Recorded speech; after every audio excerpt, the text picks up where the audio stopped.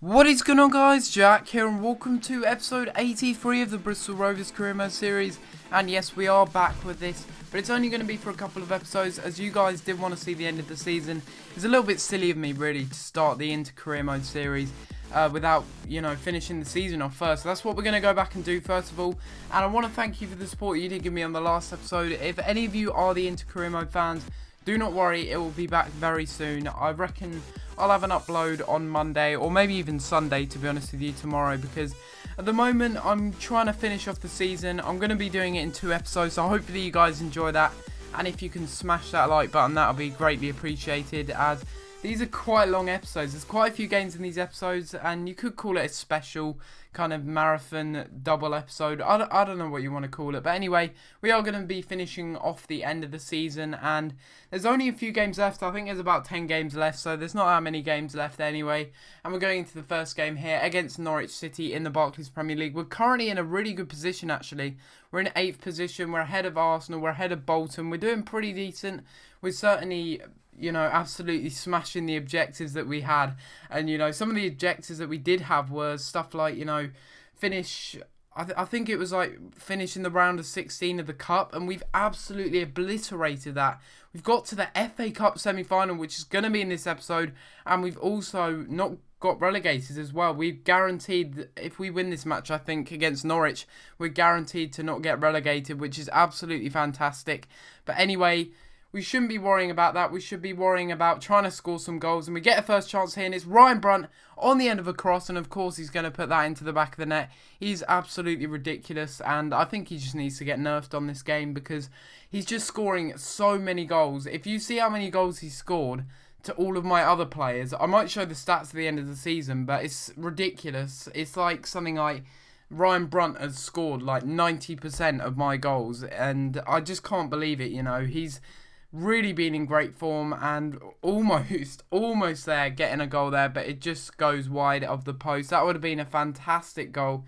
And yes, he will be staying in the team, and I will be making him captain very soon, guys. You did want to see that, and it will be coming to you, and I'll be making him the captain, and he deserves to be the captain, really. He's really led this team to the Premier League, and he's done so well in doing so, scoring so many goals. I'm pretty sure he's racked over 150 goals in his time, maybe a little bit less than that, actually, but we end up winning this game 1-0, and that does mean that we are not going to get relegated from the Premier League, which is fantastic news. But we were 8th anyway, so I doubt that we would have got relegated anyway. But we win it 1-0, and of course it's Ryan Brunt once again getting the goal and making sure that we pick up all 3 points in this match. And that is the first game of this extra long episode, where I am going to be covering numerous games. I think I've got 3, 4, maybe even 5 games. I can't really remember. I edited this quite a while back. But anyway, we're having a look at the stats. You can see there we were so dominant in the game. Our passing accuracy was brilliant.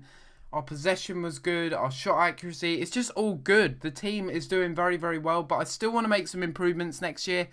And this was very interesting. You see here, we get the Belgium offer for the international team. Now, I don't usually accept these, but I did decide to go ahead and accept it. Now, hear me out here, because what I'm planning to do is, I don't know really. I think the World Cup in 2018, that'll be too far away. And by the time I do get to that date, I won't even be able to do it. But I might actually do a little mini-series with Belgium where I am in the World Cup and I try and win it with them. But we'll wait and see how things go. If I really get these episodes out quite a lot, then maybe I will be able to get there in time. But I doubt it really, and I might just leave that.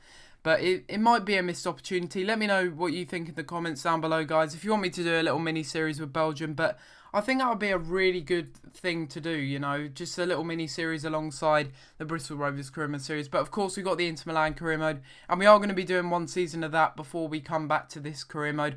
I know you guys have really, really shown your support on those Inter career mode episodes, and those that don't like the videos, I can only apologise. But very soon it won't be the case, and I will get rid of that series once and for all. But I know a lot of you guys do like it, so it's really a 50-50 to be honest, and it's very hard to please everyone. But the way I'm going to do it, I'm just going to stick with Bristol. Well, I'm going to sit with Inter Milan, and then at the end of the season we will decide, and we will see what we are going to do, what we're going to carry on with. most likely going to be the Bristol Rovers Career Mode series, because we got to get to the Champions League. That's what we got to do. And once we get there, we got to try and win it. So if we can do that next season, and that would actually be absolutely fantastic. But right here in this match, West Ham United, they were just getting absolutely destroyed. I just don't know. They were just really poor in this game. Ryan Brunt getting his second goal in the game there and absolutely obliterating Stephen Henderson in the goal. And we pick up his second goal in the game. But guys, let me know what videos you do want to see, because I'm thinking of doing some videos, and I've got some videos in mind, because it's actually surprisingly close to FIFA 15. I haven't realised how close it is, but it's closer than I thought, really, because the teaser trailer has just been released by EA, and that is very interesting indeed, as West Ham get their first chance in the game. What a shot that is, and what a save it is from Leighton. But I've got some videos coming out for you guys in the near future. I will be hopefully doing a setup video, which will be absolutely fantastic when that does come out. And I've also got some other videos as well, such as FIFA 15 Career Mode Wishlist. And there's one other thing as well. I can't exactly remember. I've got it down on a notepad somewhere. But anyway, I'm sure you guys will look forward to that. But we get a corner here. John Taylor to whip it into the box. And who's on the end of it? Of course, it's Ryan Brunt. And again, he scores a header. In this game, I'm pretty sure he got a hat-trick of headers. Correct me if I'm wrong. He may have scored one with his foot. I think he did. Yeah, he did. But, you know, getting 2 goals off of headers. And they were really powerful headers. You look at these guys' stats at the end of this video. He should not be scoring these kind of goals. He doesn't have the stats that he shows in game. It's just ridiculous. It's like he plays like a high-rated 90 player. He's getting a hat-trick in most games, and he's... Maybe I just need to turn up the difficulty, but you can see there, we're very, very clinical with our chances. Maybe next season I will bump it up to Legendary again and see how we get on once I haven't made my improvements to the team, because of course we still need to do that. But here is the long-awaited FA Cup semi-final match between us and Newcastle United. If we win this, we're either going to be facing Everton or Aston Villa in the final. But if we do win it, that does guarantee us European football as well, I do believe, which we really do want, actually. I think that would be a real bonus to us. But if we lose, it's not the end of the world, because it means that we've got, you know, less fixtures to play next season, basically, because we're not playing in Europe. But you can see here, it wasn't until half-time that we got a good chance, and it was Mason Bennett, the hero, coming on and scoring the goal. Shaquille Hunter was playing in this match. I made a horrible mistake. I was playing my strongest team in that last match against West Ham, and that meant that in this game I had to play quite a weak side, but we did score nonetheless, and it was Mason Bennett to put it into the back of the net and put us 1-0 up in this match. Very intense, because, well, Newcastle United had so many chances on goal in that first half. I didn't show them because they weren't outstanding chances, but right here, Cisse, I tackle him, and then it just falls right back to him. I'm not sure who that is, but it falls right back to the Newcastle United player, and they put it into the back of the net, and they level up the game in the 48th minute, just after half-time. It looks like the manager had something to say in the dressing room at half-time, because when they came out, they were a completely different team. They were transformed, and right there, that was just unlucky from me, really. I tackled him, and it just fell straight back to him. So, you know, I can't really do anything about that. That was not my fault whatsoever.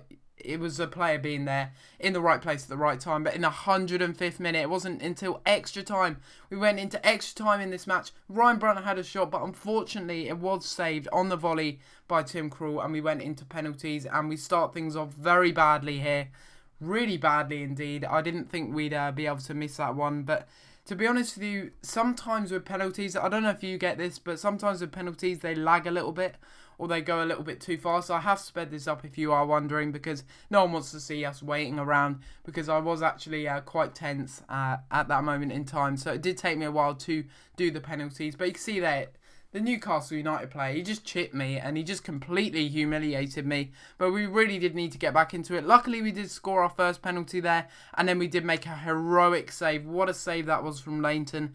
And we had to score this one as well, but unfortunately, again, I blaze it over the bar. I mean, if you look at our penalty takers, we have really bad penalty takers. And right here, I save it once again to keep us in the game. And we score this next one here with Shaquille Hunter. None other than Shaquille Hunter. Really well taken penalty, actually. And then we had to save this to stay in the game. And although we went the right way and we got a hand to it, unfortunately, we are knocked out of the FA Cup. And that does mean that we're not going to get European football, which really does suck. Because I'm pretty sure if we did get to the final, we would get European football. But we lost. We lost on penalties, and that was completely my fault. If I would have chosen better penalty takers in the match and, subbed on tactically my best penalty takers, I might have actually won it. But, we don't have the best penalty takers in the world, and in the end, we lose the game. So it's a bit disappointing there, and you're going to see that, we're hoping that Newcastle United go on and win the FA Cup. Because, to be honest with you, if they've beaten us, we beat Manchester United, we beat Tottenham, we beat Arsenal, but we didn't manage to beat Newcastle. That is really disappointing. I would have expected a lot more from the team there, but unfortunately, it wasn't meant to be, obviously. And maybe next year will be our year to win the FA Cup, or maybe in the Capital One Cup. We'll wait and see. But I simmed a match here, and you may be like, why did you sim a match? You're never going to win it. There's no point in playing these matches. There really isn't. I know you guys are saying you're going to lose them anyway, but it doesn't really matter because I'm most likely going to make up for it by winning the next matches anyway. But anyway, these teams that I'm simming against, we're at home. I would have expected a little bit of a better result, but to be honest with you, our team statistically, with the overalls that we do have, when we are simming, we're going to get absolutely destroyed and absolutely demolished because although I play very well with the team and I manage to beat high-rated teams with high-rated players in them, when it comes to simming, that doesn't really show the form that we've been in. But you see there, we did lose the game. Alex Oxlade-Chamberlain getting 2 goals and Ryan Brunt getting 1. So not too bad, but that does put us down to 8th place from 7th. And you can see here, look at this youth player. I signed him on the 1st of May because you guys have been telling me to do that. And that is what I'm going to do. Look at those technical stats. He looks like he's going to be a great holding midfielder. Maybe I don't need to buy another holding midfielder now because this guy, Giacomo Rosina, looks like he'll be able to replace John Joe O'Toole when he does eventually retire. I mean, 68 to 72 and 90 to 94. That is absolutely ridiculous. But anyway, guys, we're going to finish off the episode with some scouts and buying some new scouts with the money we made from the FA Cup. But anyway, guys, hopefully you have enjoyed this first part of the special of this Bristol Rovers Career Mode series. If you have, please be sure to like the video, subscribe if you're new, and I'll see you next time for another video. Thanks for watching.